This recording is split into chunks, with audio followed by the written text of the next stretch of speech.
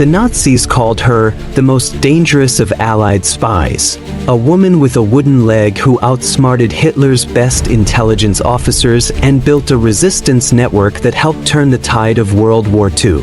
For decades, her identity remained classified, her story untold. Until now. Subscribe and hit the bell to follow Sarah's journey as she races to expose collaborators still hiding in plain sight, and to witness the final chapter of her grandmother's unfinished mission for justice. When 28-year-old Sarah inherited her grandmother's Victorian mansion, she never expected to uncover espionage secrets. Hidden in a secret attic room lay preserved evidence connecting her sweet, ordinary grandmother to wanted resistance fighters in occupied France. The pocket watch contained microfilm that could rewrite history. As Sarah's modern life collides with her grandmother's clandestine past, she discovers powerful people still want these secrets buried forever. Sarah's fingers traced the unusual seam in the attic wallpaper, not knowing her life was about to change forever. The Victorian mansion she'd inherited from grandmother Evelyn felt like a museum of someone else's life, every corner filled with stories she'd never heard, memories never shared. For weeks, she'd been methodically sorting through decades of possessions, boxing up old clothes for donation, organizing yellowed photographs, and cataloging antique furniture. Her back ached as she straightened up, stretching after hours of work. The attic was stuffy despite the late hour, dust particles dancing in the beam of her flashlight. Sarah wiped sweat from her forehead and leaned against the wall. That's when she felt it, a subtle irregularity in the surface, like a whisper trying to break through decades of silence. She pressed her palm against the wallpaper, feeling the textural change. The hollow sound that echoed from her light tap made her heart race. Sarah ran her fingertips along the edge where the pattern didn't quite match, a hairline fracture in her grandmother's carefully constructed facade. "What were you hiding, Grandma?" she whispered, her voice cutting through the stillness. With trembling hands, she pressed harder. The section gave way slightly. Sarah worked her fingers into the gap and pulled. The false wall swung open with a creak that seemed to echo through generations of secrets. Her flashlight beam revealed a small room that shouldn't exist. Sarah stepped inside carefully, crossing a threshold into another time. The space was meticulously organized. Detailed topographical maps of Normandy and Paris covered one wall, marked with crimson symbols indicating German checkpoints and blue lines connecting Allied safe houses. On a small desk sat diplomatic papers with forged Nazi seals beside identity documents featuring familiar faces with unfamiliar names. "Oh my God," she breathed, picking up a silver pocket watch resting at the center of the desk. It felt unusually heavy, the metal cool against her skin. Intertwined roses and thorns were engraved along its case, beautiful yet somehow menacing. Sarah turned it over, noticing deliberate scratches around the edge. Her thumb pressed against the side, releasing a hidden catch. The back plate popped open, revealing a small compartment containing a tightly rolled piece of microfilm.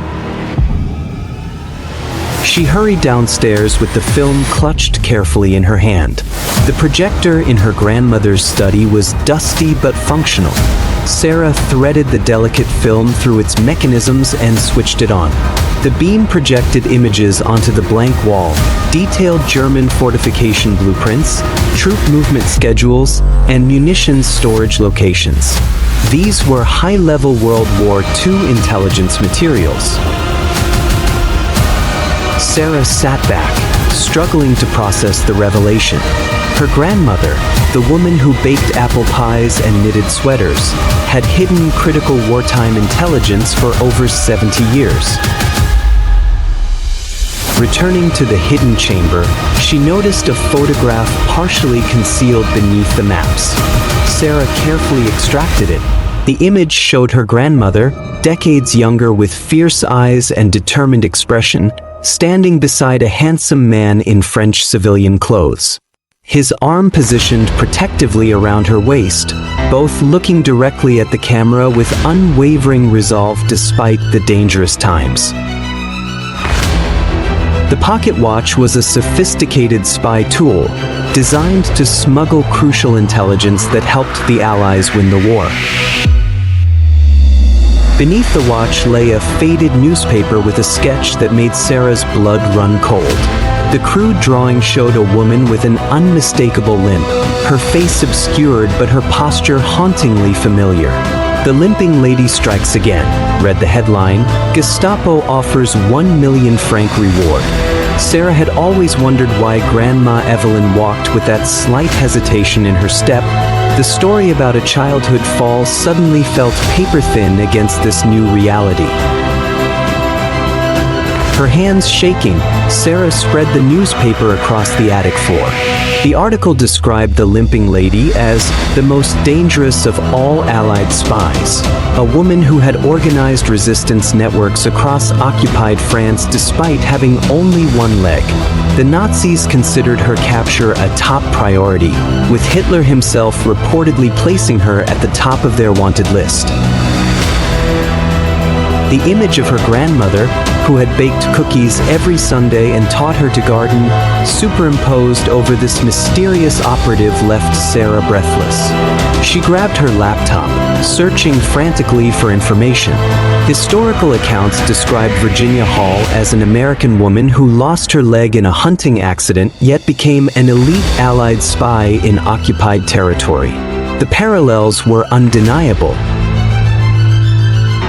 Among the stack of documents, Sarah discovered papers covered in strange symbols and numbers. Comparing them to examples of World War II spy communications online, she recognized SOE encryption methods. The handwriting matched the elegant cursive from her birthday cards, but these messages were signed simply Artemis. "A code name," Sarah whispered, "a goddess of the hunt, fitting for a woman who had lost her leg in a hunting accident." In a leather-bound journal, Sarah found entries in her grandmother's hand. One passage from 1941 stood out: "Rejected again for diplomatic service. Too much of a liability," they said, "as if this wooden leg makes me any less capable." Sarah recalled how her grandmother insisted on independence, refusing help even when her prosthetic caused pain. The journal chronicled clandestine meetings, narrow escapes, and the building of a spy network across France. Artemis had transmitted intelligence about German troops, helped downed Allied pilots escape, and coordinated supply drops to resistance fighters. Sarah's research revealed Virginia Hall had escaped France by crossing the Pyrenees Mountains on foot with her prosthetic leg in winter when the Nazis closed in. Sarah struggled to reconcile this with the elderly grandmother she'd known. A heavy jewelry box caught her attention, weighted unusually on one side. She discovered a false bottom containing a Distinguished Service Cross, America's second highest military honor. Virginia Hall had received this medal in 1945 from General Donovan himself. Her grandmother had declined President Truman's public ceremony, fearing publicity might compromise her ongoing service. Alongside the American medal sat an Order of the British Empire and France's Croix de Guerre with Palm. 3 nations had honored her grandmother's extraordinary bravery in secret. The final confirmation came from a faded identification card bearing her grandmother's young face with Virginia Hall printed below it. Somehow, after the war, Virginia had created a new identity as Evelyn, perhaps to escape notoriety or protect herself from those seeking revenge. Letters slipped from Sarah's trembling fingers, scattering across the dusty attic floor. Her elbow had caught the edge of a loose floorboard, revealing a hidden compartment beneath, another secret in a house that seemed built from them. Inside lay a bundle of yellowed papers tied with a faded blue ribbon, preserved like precious artifacts from a forgotten world. The handwriting was elegant but hurried, written in flowing French with occasional ink splatters betraying the writer's haste. Each letter began the same way, "My dearest Artemis." Sarah's breath caught. Artemis, her grandmother's code name. As she translated the first letter, her eyes widened. These messages burned with the unmistakable passion of lovers separated by war. Even as death walks beside us daily, one passage read, "I find myself thinking not of danger but of your smile. How strange that in this world of shadows, I have found the most brilliant light." They were all signed simply with the letter A. Sarah shuffled through them chronologically, piecing together a love story that unfolded in the margins of history. André Dupont emerged from the pages, a resistance fighter who had worked alongside her grandmother in occupied France. Between the letters lay a small stack of photographs. Her grandmother stood close to a tall, dark-haired man with intense eyes. Their bodies leaned toward each other like magnets, restraining an invisible pull. In another photo, they sat at a cafe table, their expressions mixing love and vigilance, one eye on each other, one watching for danger. Met at the safe house on Rue Victoire, read an entry in Virginia's journal. Discussed next month's supply drop coordinates, but all I could think about was how his hand brushed mine when passing the radio codes. This feeling is a liability we cannot afford, yet I cannot stop it any more than I can stop breathing. The letters themselves were masterworks of encryption. Romantic references conveyed operational details. "The birds will nest where we once walked beneath the summer moon" contained coordinates for a parachute drop. Their love was woven into their resistance work, making their correspondence doubly dangerous. As Sarah continued reading, the war's peril intensified. André wrote of Nazi patrols, suspicious glances from fellow resistance members, and multiple identities. "I played my role perfectly today," he wrote, "but inside I was screaming your name. How many masks must we wear before we forget our true faces?" The final letter, dated June 3, 1944, just days before D-Day, was crinkled as if once wet with tears. "If we survive this, my love, I will leave everything behind to be with you. Meet me where the river bends toward tomorrow. No more shadows, no more secrets." Among the bundle, Sarah found newspaper clippings about the Duchess of Argyll and a mysterious Frenchman in London society who resembled André. Most shocking was a document in her grandmother's handwriting, surveillance notes on André himself. Meeting with German attaché observed 2,100 hours. Information exchanged. Cannot confirm nature of relationship. Heart refuses what eyes have seen. Sarah sat back against the attic wall. Her grandmother had fallen in love with a fellow spy who might have been working both sides. A double agent whose true loyalties remained unclear even to the woman who loved him. Their relationship was potentially treasonous, forbidden by more than circumstance. The love letters fell silent in Sarah's hands as she reached for a leather-bound journal with frayed edges. Her grandmother's elegant script had changed, the once flowing words now pressed hard into the paper, jagged and hurried. "Someone watches from within," Virginia had written, the ink blotched where her pen had lingered too long. "Our people disappear one by one, like ghosts slipping through my fingers." Sarah arranged the remaining documents by date. The transformation was jarring. confident field reports giving way to frantic notes scrawled in margins. By late 1943, paranoia had replaced Virginia's methodical documentation, leaving Sarah wondering what triggered such a shift. A small notebook bound in faded red leather contained surveillance notes. Her grandmother had begun tracking her own agents, documenting their movements, meetings, and contradictions. Sarah's heart raced as she deciphered the codes using the discovered key. Virginia had suspected a traitor. 3 more safe houses compromised. Someone close knows our operations. One entry read in shaky handwriting. I trust no one now except Marie and Dennis. The page bore stains, tears or rain, perhaps written while hiding as German patrols searched overhead. Among the papers was a yellowed sheet listing names, most marked with red X's. 15 agents captured or killed within 2 months. Too many for coincidence. Virginia had connected these losses to specific operations and people. One name appeared repeatedly in the margins with question marks: Axel Brunner.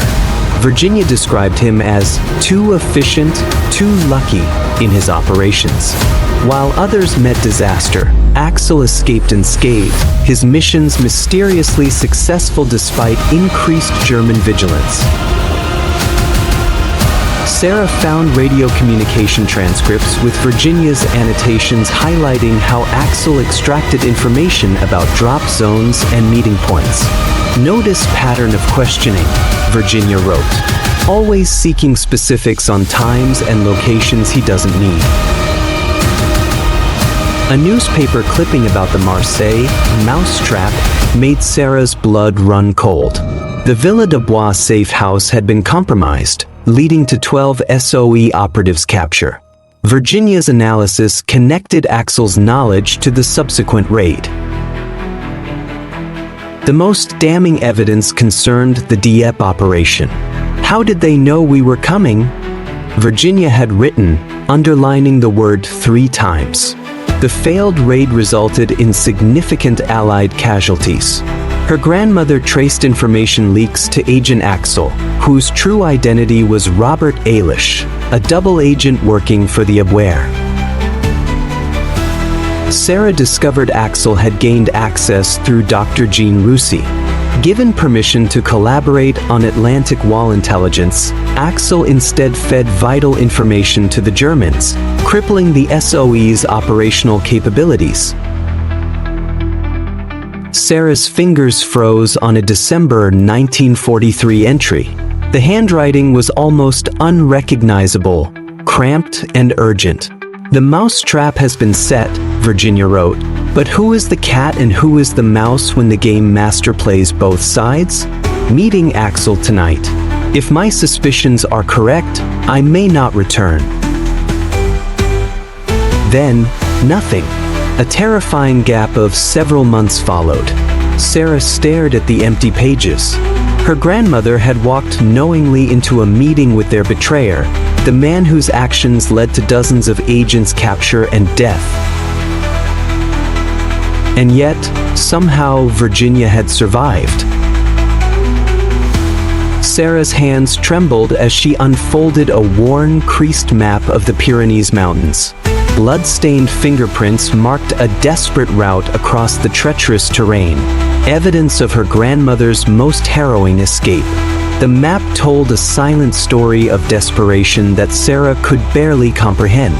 What kind of courage would drive a woman with a wooden leg to attempt crossing one of Europe's most formidable mountain ranges in winter, with the entire German intelligence apparatus hunting her? The journals following Axel's betrayal chronicled Virginia's desperate flight across southern France.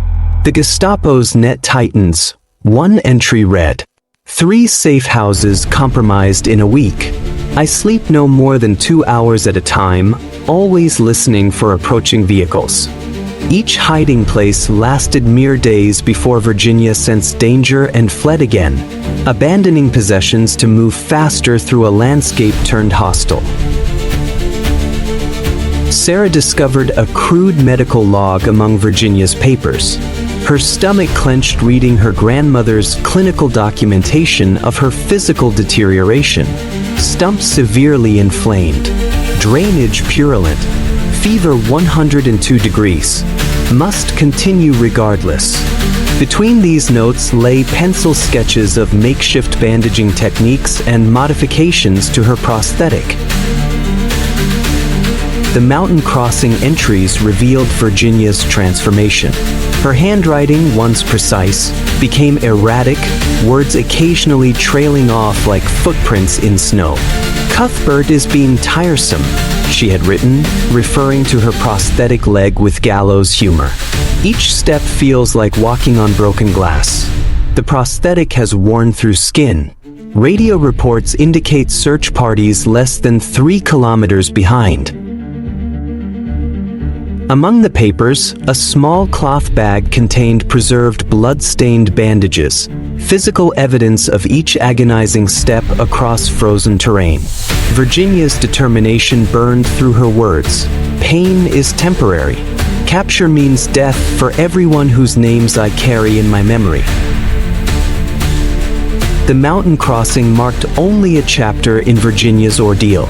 As winter gave way to uncertainty, a crumpled telegram revealed SOE headquarters desperation.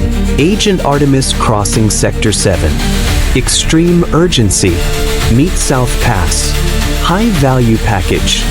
Virginia herself was that package, carrying intelligence in her memory. Subsequent notes detailed her capture by Spanish authorities. "Spanish police took my papers. They suspect I am not who I claim. If returned to France, execution certain." The neutral Spanish frequently detained border crossers, sometimes returning them to Nazi territory. Diplomatic cables told the next chapter. American intervention with increasingly urgent language. One cable marked urgent priority stated, "Subject must not be returned to French territory under any circumstances. Presidential interest confirmed." A faded document, Virginia's release papers, showed how close she'd come to deportation. Her margin notes revealed, "Too close. Ellis arranged car to Lisbon. 3 days in hospital for leg. Infection severe but manageable." Most would consider such an escape their final service. Virginia's last journal entries revealed otherwise. Recovery proceeding. New identity papers arranged. Return to southern sector scheduled for March. New network to establish. Axel believes me neutralized. His overconfidence will be his undoing. Sarah sat back, overwhelmed. Her grandmother hadn't escaped death once. She had voluntarily returned to face it again, armed with a new identity, a painful prosthetic, and an indomitable will. Stories of the greatest generation weren't embellishments. The evidence of her grandmother's suffering and courage proved they understated the truth. The most dangerous thing about history isn't what we remember, it's what we've forgotten. Sarah's fingers froze on a list of names she didn't recognize, encoded in her grandmother's distinctive handwriting. These seemingly innocent scribbles had gotten people killed for nearly 80 years, and might soon add her to that list. The phone call pierced the silence. A known number, elderly voice. "Have you found Virginia's papers?" "Who is this?" Sarah whispered, throat tight. "Someone who worked with your grandmother during the war. Someone who knows those documents were meant to stay buried." Sarah's eyes darted to the window. A black sedan now parked across the street. The caller continued, tone urgent yet controlled. "Those papers contain names, Sarah. Names of Nazi collaborators who escaped justice after the war by creating new identities. People who betrayed the resistance and sent your grandmother's comrades to their deaths." She shuffled through the final stack of documents, heart pounding against her ribs. There it was, a coded list with locations, dates, aliases. Unlike her grandmother's wartime notes, these were meticulously updated through decades, some entries dated as recently as 5 years ago. These people, they're still alive. Sarah's voice cracked. Some are. Others are dead, but their children have inherited their wealth, position, power. Fortunes built on betrayal. A soft creak from the porch. Sarah tensed. Through the curtains, a shadow passed by the front window. Your grandmother documented everything, the caller explained. The identities they assumed, their escape routes. Some fled to South America, others to the Middle East. Several settled in allied nations, hiding with forged documents. Another paper revealed a classified intelligence report showing financial transactions between Nazi officers and civilians who later vanished from records. Sarah's mind raced. Why keep these rather than turn them in? Some cases were too complicated to prove. Others involved people who became too powerful, too connected. The evidence was her insurance policy. Glass shattered downstairs. Sarah flinched. "They're here," the caller stated flatly. "Listen carefully. Your grandmother was continuing her mission. The families of her fallen resistance comrades have been searching for these people for decades, committed to bringing these criminals to justice." Sarah grabbed her phone, frantically photographing each document, footsteps growing closer. The microfilm in that pocket watch contains evidence of specific war crimes committed by collaborators who reinvented themselves as respected businessmen, politicians, philanthropists. Images uploaded to cloud storage. Someone testing the attic doorknob. Your grandmother kept those papers as insurance. Now they're your protection or your death sentence. Choose quickly. Call ended. Sarah clutched the pocket watch, her grandmother's precious possession, now her lifeline. The door handle jiggled insistently. Sarah moved toward the small window, unlatching it silently. The roof sloped below, offering escape. These documents represented her grandmother's unfinished mission. The collaborators believed time would erase their crimes. They never expected the meticulous records of the Limping Lady would resurface. Sarah slipped the pocket watch into her jacket and climbed through the window as the attic door splintered open. Whatever happened next, she knew one certainty. Her grandmother's legacy was her relentless pursuit of justice. Rain pattered softly against the cemetery grounds as Sarah knelt before the simple granite headstone. Her fingers traced the name Evelyn Hall. As the pocket watch rested heavy in her palm, its inscription suddenly clear. The past is never truly buried. 3 months of investigative journalism had culminated in yesterday's front-page exposé. Families of resistance fighters finally had answers about who betrayed their loved ones. Sarah slipped the watch into her pocket. Rising, she felt a strange certainty in her steps. Her inheritance was this timepiece and that Victorian mansion, but more profoundly, her grandmother's fierce determination. Like weathered stone withstanding time, justice had found its way decades later. And that's the end of this incredible journey. Thank you for sticking with us through every twist, turn, and revelation. Your time and support mean the world to us. But the stories don't stop here.